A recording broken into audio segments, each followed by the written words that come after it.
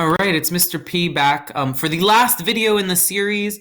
Last time I got cut off. This is our 11th video, and this is really going to be just mostly a look at the creative response assignment. But I did get cut off while I was talking about jazz, and I hope some of you choose, jazz artists for your Harlem Renaissance assignment.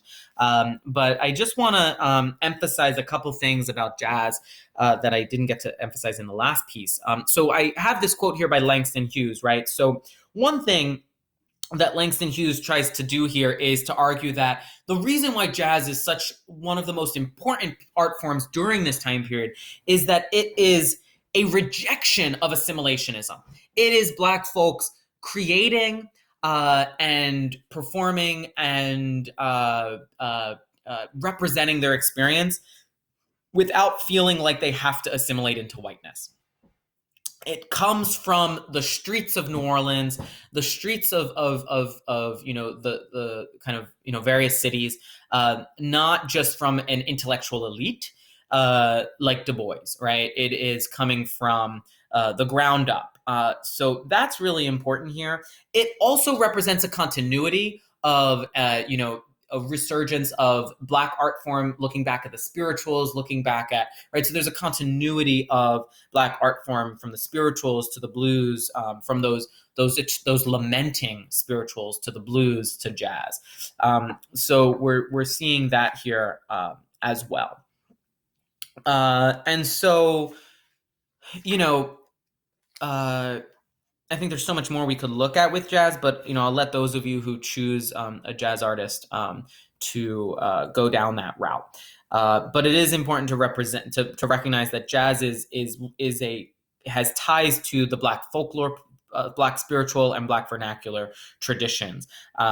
Henry Louis Gates writes, "This art emerged from the Black underground on the streets of lower class Black communities, in the cabarets and speakeasies where alcohol was sold during Prohibition era, when alcohol was prohibited by the Constitution for a little period of time with an amendment, manifesting itself in the lyrical sublimity, not sure how to pronounce that word, of the classic blues singers of the 1920s, and in its cousin, the new art form, the classical art form we know today as jazz." And so I think, for me, jazz is such an important piece because of its representation of the range of Black experience, and not just a Black intellectual or elite experience. Bessie Smith here is the one of the blues and jazz singers of the time, and really important figure. And Duke Ellington and Louis Armstrong are some important jazz musicians during the period as well. So you can take a look at, and there's other figures who will be listed for the assignment. All right, so that takes us to the creative response assignment, which I think I'll have you do by next Wednesday. I'm going to ask that you submit it by the Wednesday night, the 25th. So that, so that's what I'll ask you to do. So hopefully, you're able to kind of, organize your time that way. So here's what you're going to do. You're going to choose one Harlem Renaissance artist, poet, sculptor, singer, dancer, musician, photographer. There's a range of folks you could choose from. Visual artists like Aaron Douglas and Jacob Lawrence are some great options. Sculptors like Richmond Barth and August Savage, I already mentioned them in a previous slide of the previous video. Poets like Claude McKay and Langston Hughes. Singers, Bessie Smith, Billie Holiday. You could choose some of these singers. Dancers like Frankie Manning and Josephine Baker. Musicians like Duke Ellington and Cab Calloway. Photographers like James Van Der Zee.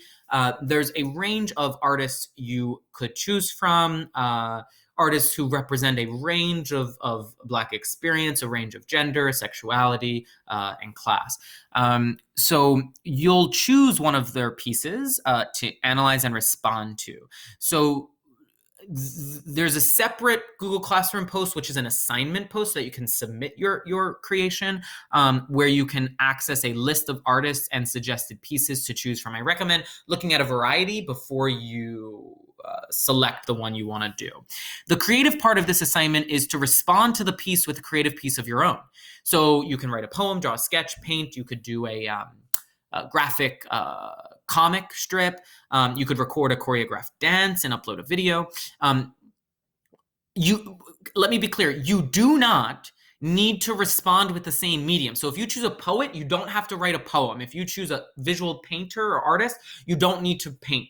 You could watch a dance performance of Josephine Baker or Frankie Manning's Lindy Hop, and you could write a poem in response. You could paint let yourself be inspired. This is open-ended for a reason. I want you to do something that you find enjoyable. There is a written part. I want you to write just, at least 300 words. That's not long at all. At least 300. Feel free to write as much as you want. Responding to the following. Why did you choose the piece you chose? What is the message of the piece you chose?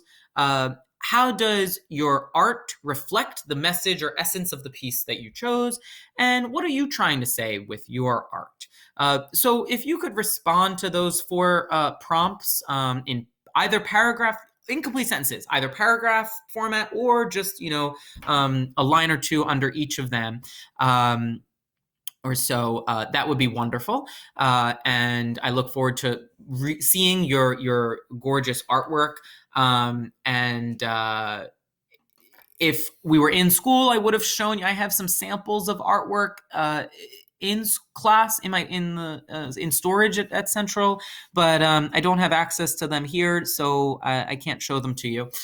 So hopefully, you can gather some inspiration on your own and create something really beautiful, really exciting, inspiring. And just have fun with it, right? Just have fun with it. This is meant to just, have be an enjoyable thing. Engage with the beauty of the Black art at this time. These surgence of such incredible Black artists and singers and sculptors and the whole range. So have fun with it. Feel free to email me with questions, and I'll look forward to receiving your pieces next Wednesday night.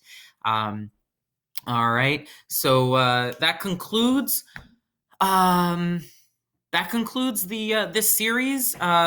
Next time we will begin looking at the Black freedom struggle of the mid-20th century and the Black civil rights movement and Black power movement. So we'll see if we have to do that online or if we've got this pandemic under control and if we're back by then. But like I said, please continue to take care of yourselves. Your health and your families are your top priority right now. And then, but use schoolwork as a way to continue your learning and to create some routine and to, hopefully what we're doing here is worthwhile and enjoyable for you as well. So feel free to email me with any questions, and I also look forward to getting your Issues to Action research papers. I'm very excited to read them, and I'll be grading those next week once I get them. So take care. I miss you all. I miss being in class with you all. So